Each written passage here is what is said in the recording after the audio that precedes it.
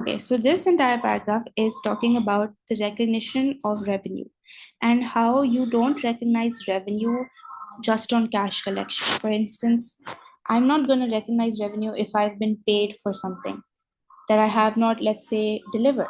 So if I say to someone that, okay, I'm going to provide you a cleaning service over 5 months, give me $20,000 right now. That 20,000 is not going to be revenue for me. That's going to be unearned revenue. Okay, that 20,000 is going to be unearned revenue, and I'm going to gradually recognize it as revenue when I earn it and when I perform the service, when I perform the cleaning service that I was saying that I'm going to deliver. Okay, so that's what they're saying here. And the recognition of revenue is not, however, dependent on receiving cash payments. If a sale of good is made on credit, revenue can be recognized at the time of sale. Now this is kind of the opposite of what I'm saying. For instance, if someone says that here's the money, okay, if someone says that, okay, here is the good or service, you can have it and you can pay me back maybe, let's say, 5 months later. So I will still recognize that as revenue. Because why? Because I've already given the good or service, I've already earned that revenue, and an accounts receivable will be created and I will be paid. But I won't recognize revenue when I'll be paid. I'll be recognizing revenue when I've performed the service or I've delivered the good. Okay, so as a general rule, revenue is recognized in the period in which it is collected from the customer, in which it is earned, sorry. As a general rule, revenue is recognized in the period which is earned, which may not necessarily be the same as the period in which cash is collected from the customer. Very important. And then revenue is reported net of any returns and allowances in the income statement. Also, the way the accounting equation works, you can see. Very simple way to explain this, but assets minus liabilities equals equity. Now, if I get cash upfront, okay, for a good or service that I have not yet delivered or performed, then what's going to happen is I'm getting cash. So my assets are going to go up. My liability is also going to go up because I'm going to recognize that as unearned revenue. I have not yet earned it. So assets minus liabilities both have gone up. Equity, no change. However, as I gradually earn my revenue, the money that I gotten when before I had performed the service, but now I'm gradually performing the service or delivering the good, I'm gradually earning the revenue. So my liability goes down and my equity goes up. Why does my equity go up? Because when I'm recognizing revenue, there's going to be an increase in my net income and therefore an increase in my retained earnings and therefore an increase in my equity. Okay. Also, you can just see that if assets go up, liabilities go down, the difference equity is obviously going to go up. Okay. If payments for the good or service is received before the transfer of the goods or service, a liability or unearned revenue is created when the cash is received, offsetting the increase in the asset cash. So there's going to be an increase in cash, there's going to be an increase in liability, net change, zero. This is what we discussed before. Revenue is recognized as the goods are transferred to the buyer. As an example, consider a magazine subscription. It's the same example that I gave of the cleaning service. When the subscription is purchased, an unearned revenue liability is created, and as magazine issues are delivered, revenue is recorded and the liability is decreased. Very easy. Then we have this point which talks about converged standards.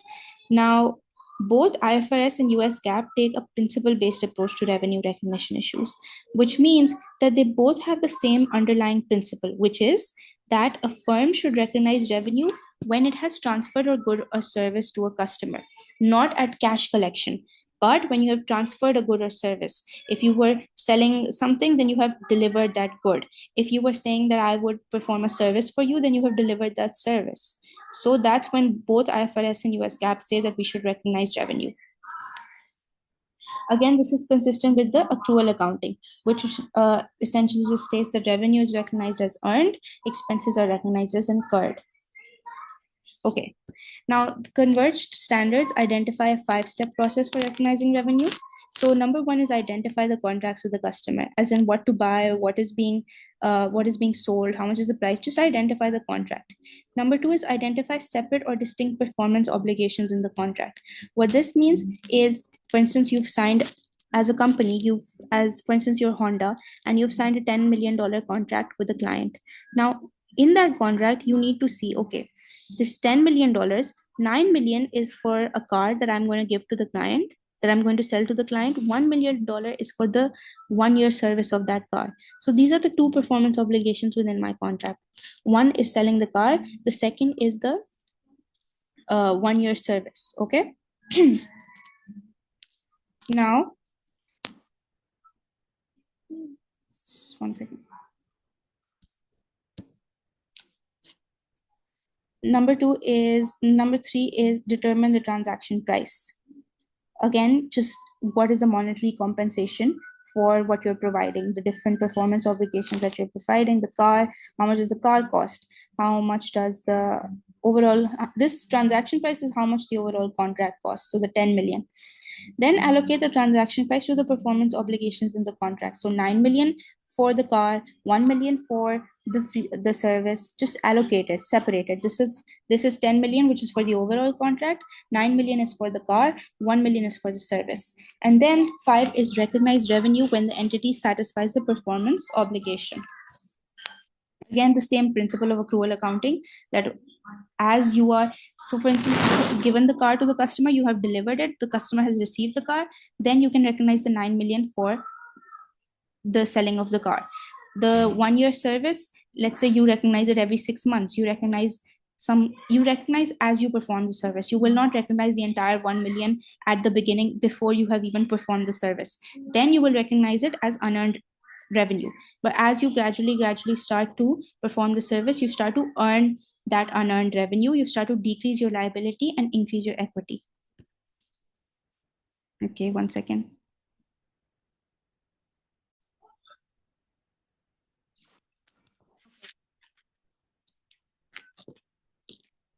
Moving on, the standard defines a contract as an agreement between two or more parties that specifies their obligations and rights. Collectability must be probable for a contract to exist. Probable is defined differently under IFRS and US GAAP. So what they're saying is, for a contract to exist, cash collection must be probable. Take a note, cash collection is not criteria for this to be revenue. Like before we said that, revenue is not dependent on cash collection. Still, what they're saying is, for any contract to exist, there should be a high probability of cash collection. Now, IFRS and US GAAP both define cash collection differently. So it is very probable that a sale may be a sale under IFRS, but it may not be a sale under US GAAP. So that's one thing to keep in mind. Okay. Now, a performance obligation is a promise to deliver a distinct good or service. A distinct good or service is one that meets the following criteria. Now, performance obligation simply is, I'm going to promise that I'm going to deliver you this good, or I'm going to deliver you this service. And the service or the good has to be distinct. What does it mean by distinct? The customer can benefit from the good or service on its own or combined with other resources that are readily available. Promise to transfer the good or service can be identified separately from any other promises. Again, this is not very testable on the exam, but we just need to know this. So very self-explanatory. A transaction price is the amount that a firm expects to receive from a customer in exchange for transferring goods or service to the customer.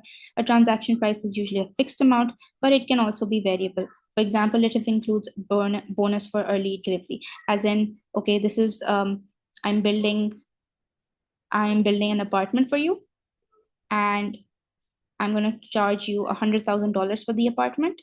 But if I am able to build the apartment before such and such date, or if I'm able to build it within 10 days, then you also have to give me a bonus of $5,000. So $105,000 would be the transaction price. Okay. Now, this is very important. So a firm should recognize revenue only when it is highly probable that it will not have to reverse it.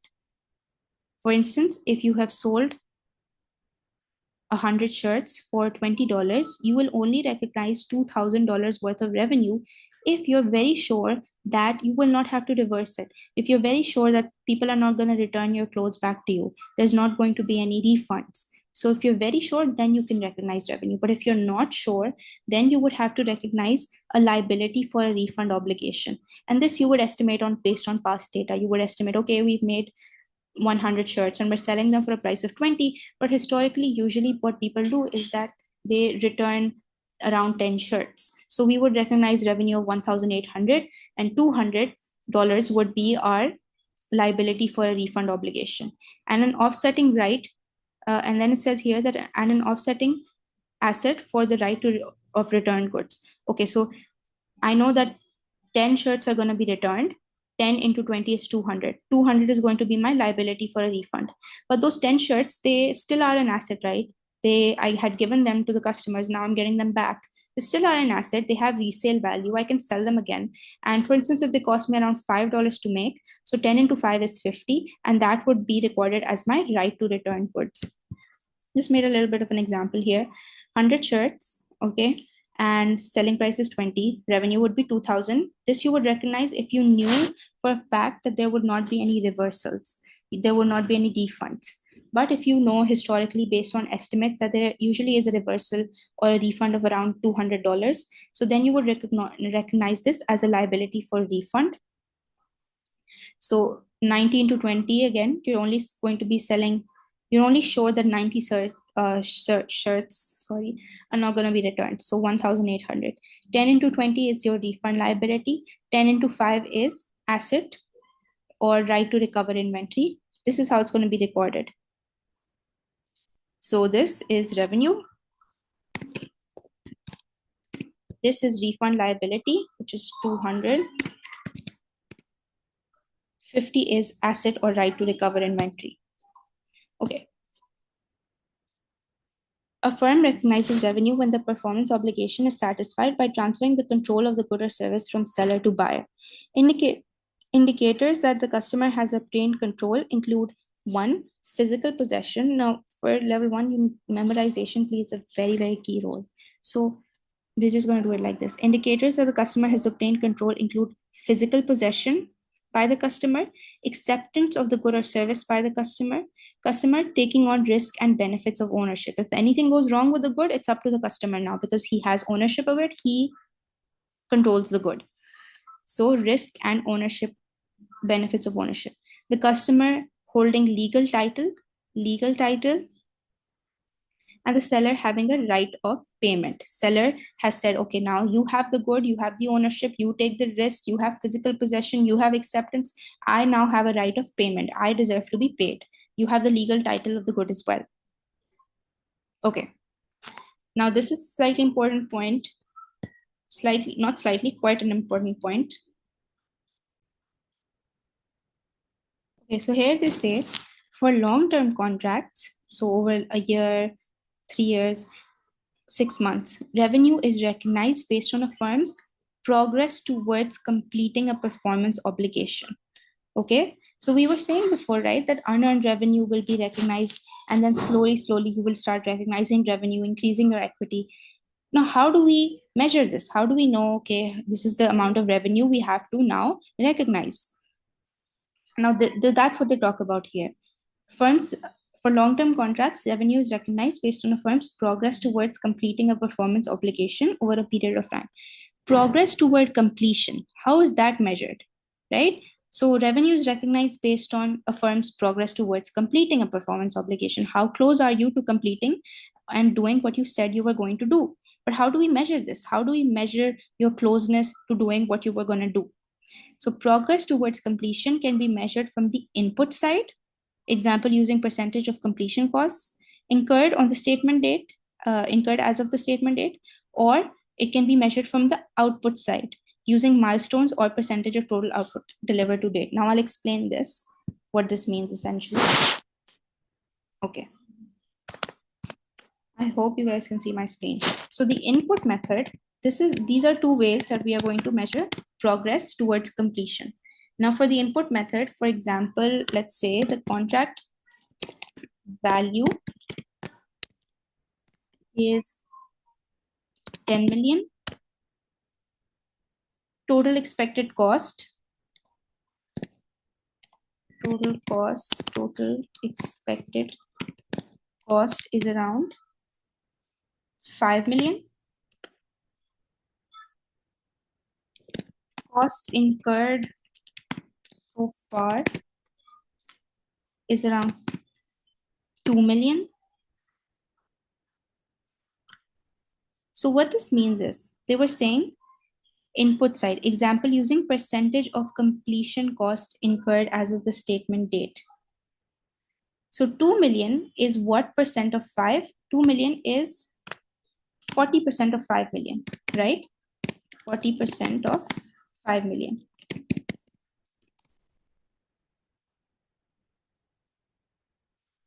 Because our total expected cost was 5 million and we have already incurred 2 million. So that means we have incurred 40% of our expected cost. That should also mean that we should recognize 40% of our revenue.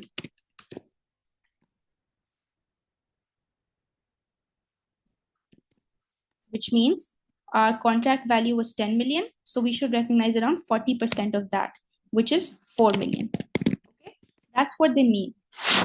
This is the input method where you're basically using your total cost. You're seeing, okay, this is the amount of our cost that we have incurred. This is the percentage of our cost that we have incurred. We have incurred, let's say, 50% of our costs. Then that would mean we also have to recognize 50% of our revenue. Very simple example. And then it can also be measured from the output side. For instance, looking at your milestones. Example, you have 100 machines that you have to deliver. Okay, you've delivered 30 so far. That means 30% of our performance obligation is complete. So that should mean that we should recognize around 30% of our total revenue. Okay, that's very simple. So 100 machines were to be delivered. We have delivered around 30. That means 30% of our performance obligation is complete. 30%, and then we should recognize 30% of our revenue. So 10 million was the contract value, 3 million would be the revenue. 3 million revenue would be recognized because that's 30% of 10 million. Okay, so progress toward completion can be measured from the input side, example using the percentage of completion costs incurred as of statement date, or can be measured from the output side using engineering milestones or the percentage of total output delivered to date. Okay. Now moving forward, we have performance obligation is satisfied over a period of time if any of the following three criteria are met. So customer receives and benefits from the good or service over time as the supplier meets the obligations of the contract. The supplier enhances an existing asset or creates a new asset that the customer controls over the period in which the asset is created. The asset has no alternative use for the supplier, and the supplier has the right to enforce payment for work completed to date. The cost to secure a long-term contract, such as sales commissions, must be capitalized. That is, the expense for these costs is spread over the life of the contract. Okay, now what all of this means, I'll explain in a second.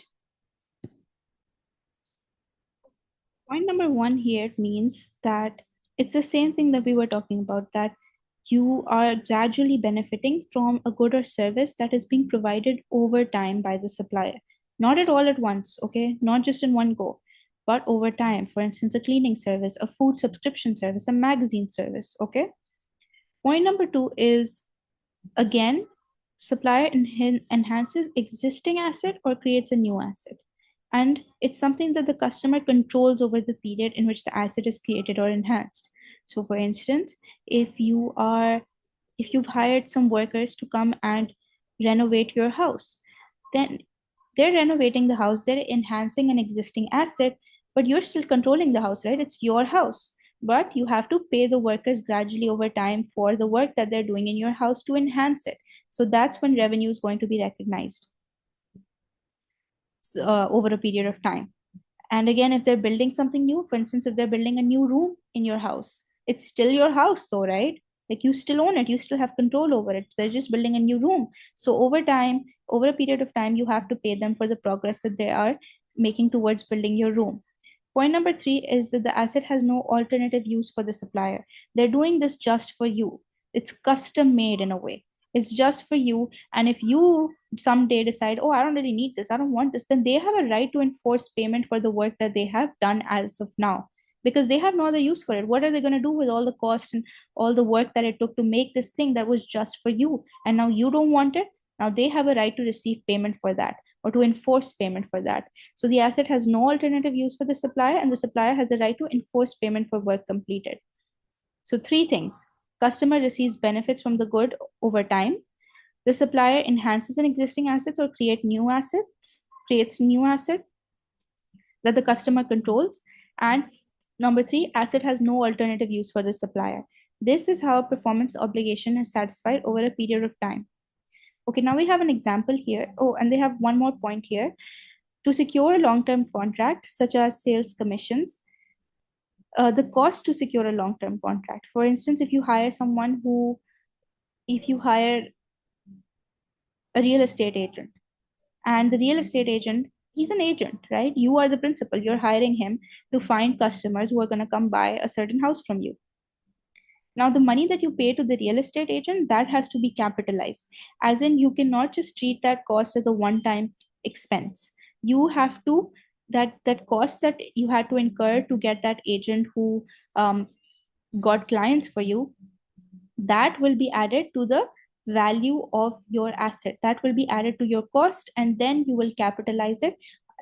And what we mean here when we say capitalize, we just mean that we're going to expense it over a period of time.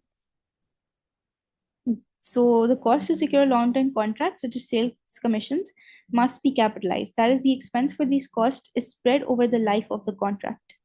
Okay, now we have an example, very interesting, easy example. Summarizes the following.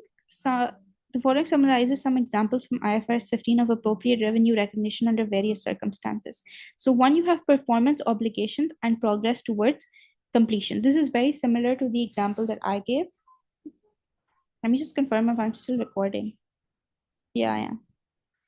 So a contractor agrees to build a warehouse for a price of 10 million and estimates, so 10 million is his price. Okay. One second, let me get my charger.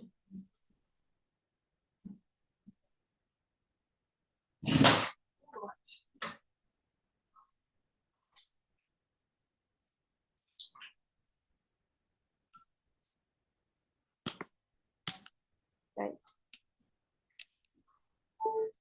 10 million is his price. Total cost of construction is 8 million. Although there are several identifiable components of the building, these components are not separate deliverables, and the performance obligation is the completed building. So that is your performance obligation, just the completed building. During the first year of construction, the builder incurs 4 million of costs. So 50% of the total estimated costs have been incurred in the first year. Based on this expenditure and a belief that the percentage of costs incurred represents an appropriate measure of progress towards completing the performance obligation, the builder recognizes 5 million, 50% of the transaction price of 10 million as revenue for the year. So again, this is the input method where we're saying that we have spent half of our costs. We have incurred half of our costs in the first year. So we will recognize half of the revenue in the first year. 50% of the transaction price, which was 10 million. Now, moving on to the second year. So 50% of 10 million is 5 million. Second year, the contractor incurred an additional 2 million in costs. So the percentage of total costs incurred over the first 2 years is now 4 million plus 2 million, which you divided by 8 million is equals to 75%. So by the second year, you have incurred 75% of your costs. So the total revenue to be recognized to date is 75% of 10 million is 7.5 million. Because 5 million of revenue had already been incurred in year one, you are going to just subtract 7.5 minus 5 is equal to 2.5 million. Again, very simple, nothing too complicated here. This treatment is consistent with the percentage of completion method. Now, acting as an agent.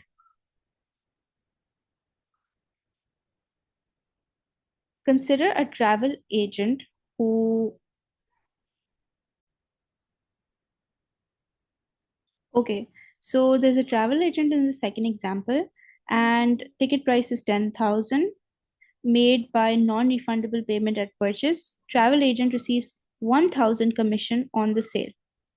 Because the travel agent is not responsible for providing the flight, he bears no inventory or credit risk. They're acting as an agent. And if they're an agent, rather than the principal, they should report revenue equal to their commission of 1,000. Okay, just their commission, net amount of the sale. If they were a principal in the transaction, they would report revenue of 10,000. Now, what this basically means is, since the travel agent, he is just the one who's arranging the sale, he will only show revenue of what? 1,000, because that's what they've earned, right? That's what he's earned. He's just arranging the sale. He's not bearing any inventory or credit risks. So he does not show 9,000 because it's not his money. This is what we call net revenue reporting, and he's going to report the net amount of the sale. This is very important from exam point of view. Now, but the second, when they're flipping the script and they're saying, okay, but what if the agent acted as if he were the principal? What would happen then? Then you would do a thing called something called gross revenue reporting, which is, so imagine if the travel agent, he goes and he buys the ticket from the airline and he buys it for 9,000 and then he sells it for 10,000. Then his revenue is what? Again, it's the same, it's 1,000. But he's going to show 9,000 as an expense and 1,000 he would show as profit. Now, the reason why this is going to matter is the profit in both cases is the same. It's going to be 1,000. But the accounting numbers are going to look very different. So for note that while gross profit is the same, regardless of selling as a principal or agent, the gross profit margin is very different. If you treat as a principal, the margin would be around 10%. Because the amount that you got from the sale was 10,000 and the 9,000 was just your expense. Only 1,000 was your profit. But if you're an agent, then your margin is going to be 100% because you bear no inventory or credit risk. So again, 1,000 upon 10,000 and then 1,000 upon 1,000, so 100. Okay, example number 2, franchising and licensing, and then service versus licensing. These are not that important. They have not been tested before, but we'll still go over them. We just take a 5-minute break and I'll be back.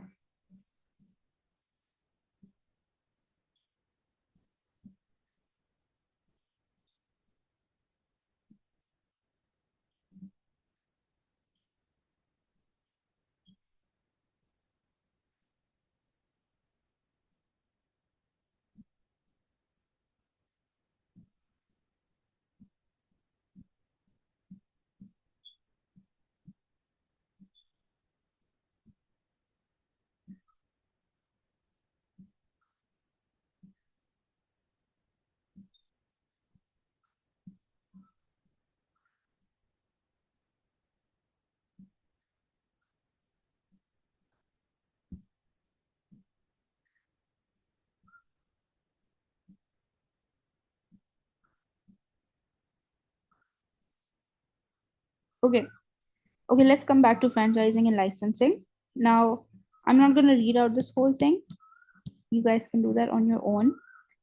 But what I'll just do is I'll explain it to you, okay? So there's fast food companies, right? There's a few different ways that they earn money. So either they do that by running their own restaurants, which are under their name, or they do that by charging franchisees fees to just use their brand, right? You can open a franchise in Lahore, or you can open a franchise in this city or in that city, and you can use our brand name and you can just run under our brand name. So that's one way of making revenue. So you either own your own restaurants, operate your own restaurants, or you charge franchisees fees to operate under your brand, or you also sell franchisee suppliers. Sometimes they have these conditions where they say that as our franchise, you cannot buy supplies from anywhere else. You have to buy supplies just from us. So that's a few ways that restaurants earn revenue. And they also earn revenue through this thing that we call royalties, which would be written here. A 2%, a royalty fee of 2% of the franchisee's turnover, using its brand name under license, or here revenue from company owned restaurants. Okay, so the accounting rules, what they say is that the company must separate these types of revenues because they're different in their timing, they're different in their size, they're different in their risk. Just separate, don't show it as one lump sum revenue, separate them from the different sources that you have. Okay, and then it says over here, the fast food company would disaggregate revenue. That's what this means essentially. Just revenue from company owned restaurants, then franchisees and royalty fees, revenue from supplies of franchises, revenue from supplies to franchises. Okay. Franchise fees often grant the franchisee the right to operate over numerous periods and would initially be treated as deferred revenue. Subsequently, it would be amortized to revenue in the income statement over the life of the franchise contract period. Royalty fee would be included periodically in the franchisor's accounts when they become contractually payable by the franchisee under the terms of the contract. So the franchise fee that you pay is going to be spread out over in the income statement. Okay, so it's not going to be taken in all at once. It's a one-time expense for the franchise, right? They have to give, let's say, $10,000 to you just to use your brand name. But this $10,000, you as a franchisor, you will not include that immediately in your revenue. Rather, you will amortize it. You will spread this expense over multiple periods. That's what they're saying here. Initially, you will treat it as deferred revenue, and then it would be amortized to revenue in the income statement over the life of the franchise contract period. Secondly, royalty fees would be incurred periodically in the franchise's accounts. What this just means is that the the royalty fee of 2% is recorded regularly as it's earned. Okay, so every month if the franchisee pays you 2% royalty, it's recognized as it is earned. Okay, now we're going on to service versus license. They have this huge example of cloud-based softwares, which is completely irrelevant. Never been tested, but I'll still go over it.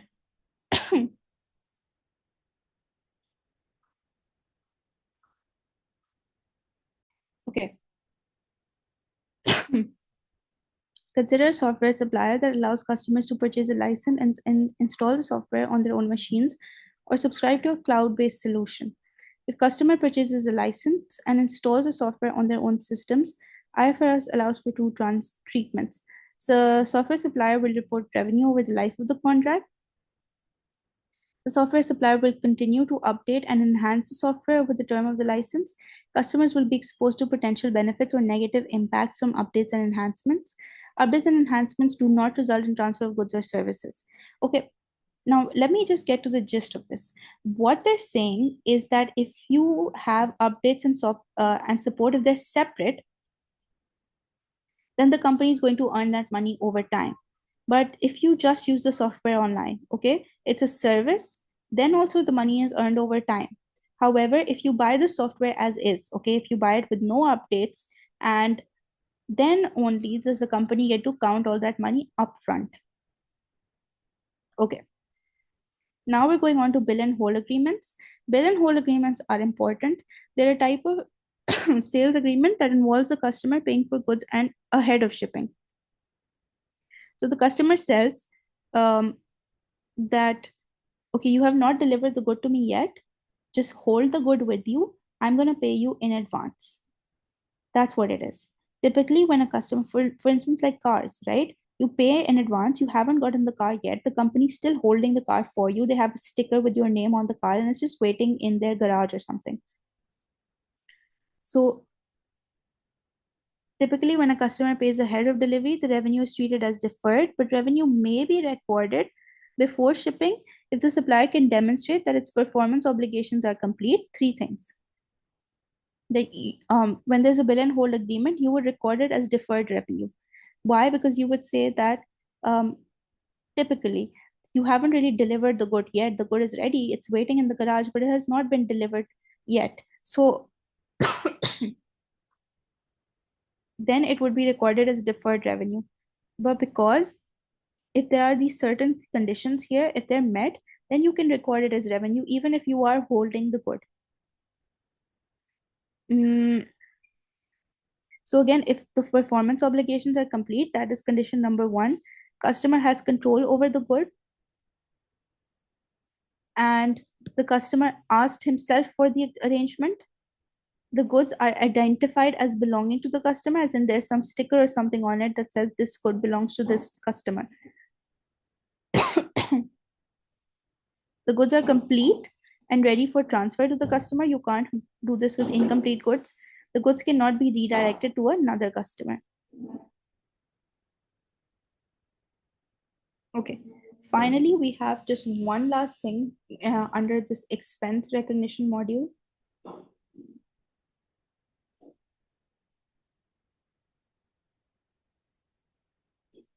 So it says here, required disclosures under the converged standards include the following: contracts with customers by category.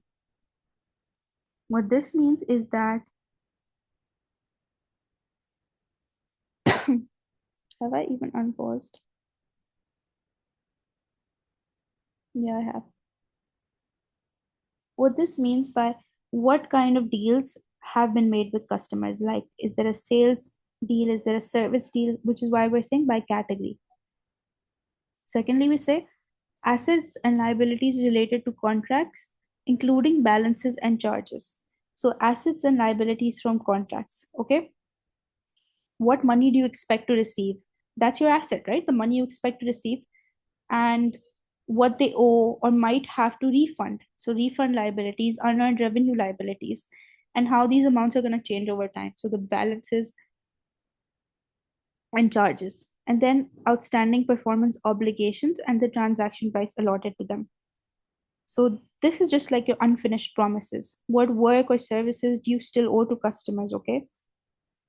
And how much money is tied to those promises. Finally, we have management judgments, which are used to determine the amount and timing of revenue recognition, including any change to those judgments.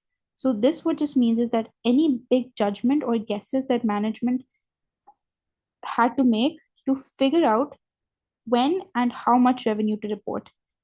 For instance, if you say that this asset has a 5-year useful life, then the cost or the value of your asset is going to be depreciated over 5 years. That's going to determine your net income for another 5 years. So management judgment is very important to report um, when you are making disclosures for revenue. So contracts with customer by category, assets and liabilities related to contracts, outstanding performance obligations, and then finally management judgment.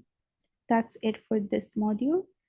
Not this module, I mean just this topic, and then we're going to go on to revenue recognition tomorrow. So I'm going to end it here. See you guys.